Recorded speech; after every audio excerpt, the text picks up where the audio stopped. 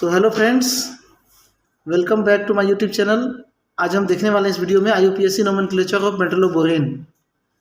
देखो, बोरेन का नोमेनक्लेचर हमने पहले भी पढ़ा है, ठीक है।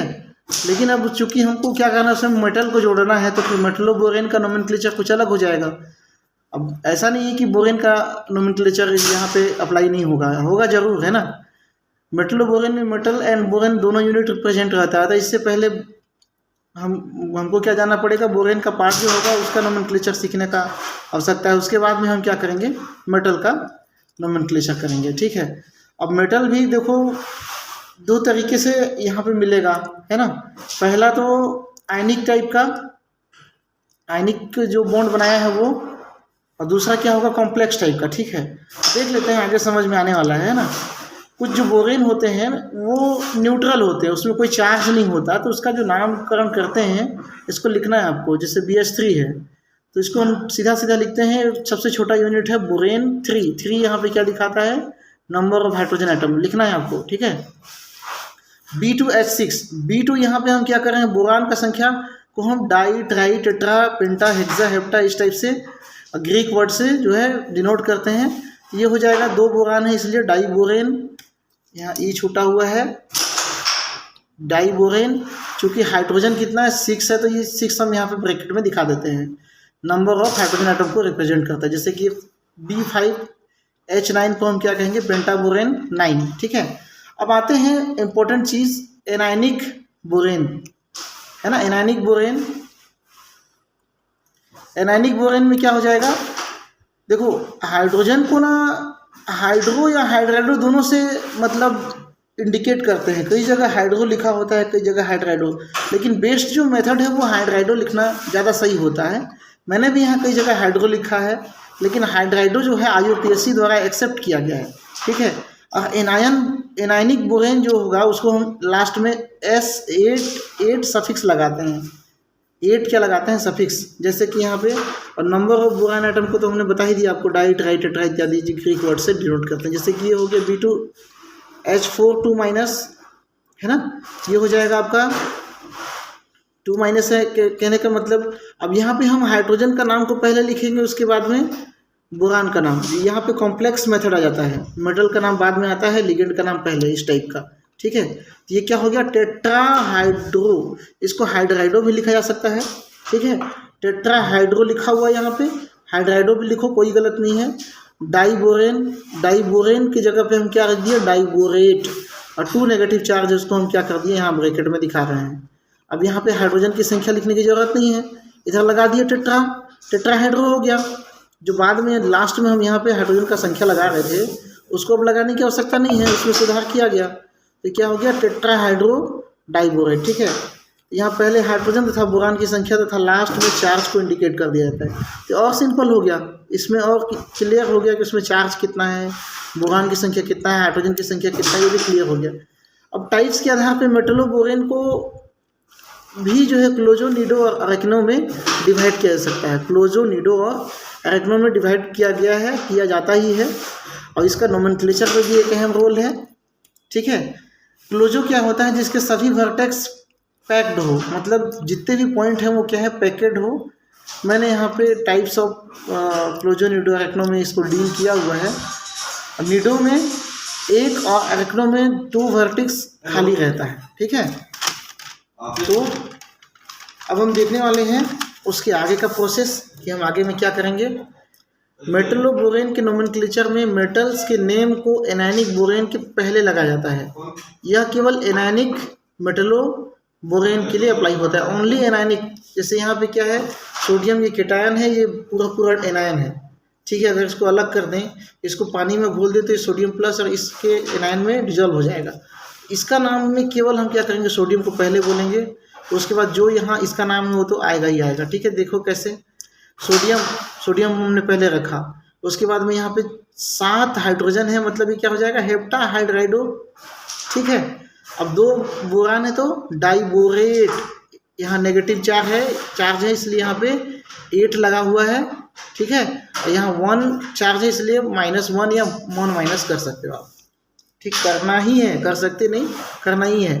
जैसे ये हो गया सोडियम, हेप्टाफेनिल डाइबोरेट। यहाँ पे क्या है, सोडियम को अलग करोगे तो 2 माइनस चार्ज आएगा, तो ये क्या हो जाएगा, हेप्टाफेनिल डाइबोरेट। यहाँ पे 6 फेनिल ग्रुप है और चूंकि 2 बोरॉन है तो फिर क्या हो जाएगा, डाइबोरेट।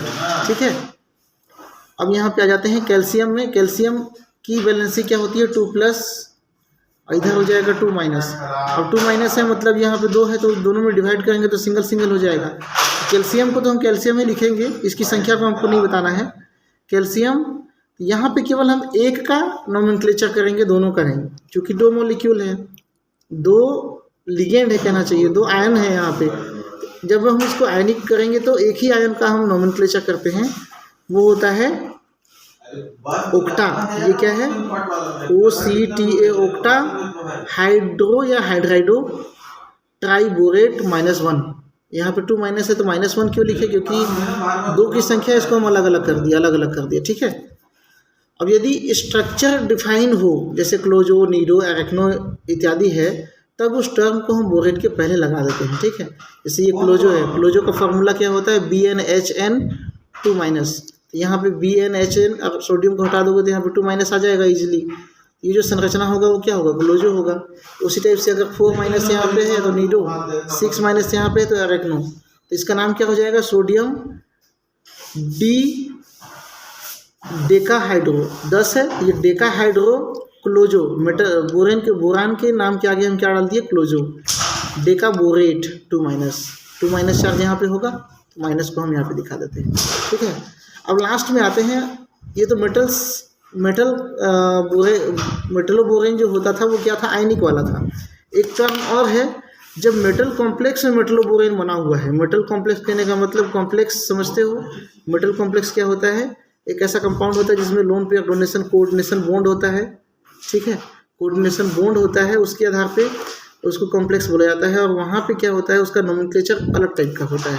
कॉम्प्लेक्स का नोमेनक्लेचर अलग होगा, लिगेंड का अलग टाइप का होगा। यहाँ पे मैं आपको एक ये बता रहा हूँ आपको कि यहाँ पे बोरेन जो होगा, एक स्पेसिफिक कोऑर्डिनेशन संख्या से मेटल के द्वारा मेटल के साथ में जुड़ा होगा, और उसको हम 𝛳x से शो करते हैं। मतलब जैसे 4 जगह से जुड़ा है तो यहाँ पे 4 रख देंगे, 5 जगह से जुड़ा है तो 5 रख देंगे। ठीक है, द्वारा दर्शाया जाता है। तो कुछ एग्जांपल ले लेते हैं। मैं यहाँ पे एक ही एग्जांपल लिया हूँ, आपको नेट में बहुत सारे एग्जांपल देखने को मिल जाएंगे इस तरह के। यहाँ पे क्या है, 666। अच्छा, ये डायग्राम दिखा देता हूँ मैं आपको। 6 पोजीशन रेनियम है, रेनियम में ये तीनों लिगेंड जुड़ा है, इसलिए हमने लिखा है यहाँ पे 666 PMEPH कितना होगा, 3। ठीक है, इसको आप 3 भी कर सकते हो। ठीक है, 3 है तो। अब यहाँ पे है 6H कहने का मतलब हाइड्रोजन यहाँ पे क्या कर रहा है, ब्रिजिंग का काम कर रहा है 6वें नंबर वाले पोजीशन में। किसके साथ, मेटल और बोरान के साथ। ठीक है, नीडो और 6 पोजीशन में क्या है, रीनियम भी है, तो रीनियम को 6, और यहाँ पे क्या है B9H कितना है, 1 2 3 4, ये 13 होगा, है ना, ये 13 होगा, B9H13। ठीक है, तो इसका नामकरण जो होगा IUPAC द्वारा कैसे होगा, देखो 666, इसको हमको छोड़ना नहीं है, छेड़ना नहीं है। और चूंकि 3 है इसलिए हम यहाँ पर क्या लगा दिए, ट्रिस। क्या है, ये है आपका डाईमेथिल फेनिल फॉस्फेन को लिख दिया हम यहाँ इंग्लिश में। और किसके साथ जुड़ा हुआ है, P के साथ जुड़ा हुआ है लिंकेज, तो P। और 6वां पोजीशन में क्या है, हाइड्राइडो। 6 पोजीशन में ये जो मेटल है इसके साथ में ये हाइड्रोजन ब्रिज क्या है, जुड़ा हुआ है, और एक हाइड्रोजन यहाँ पे एक्स्ट्रा है, तो ये 6 पोजीशन में हाइड्रोजन है, तो हम इस हाइड्रोजन को दिखाते हैं। इसी को लिखा है 6H।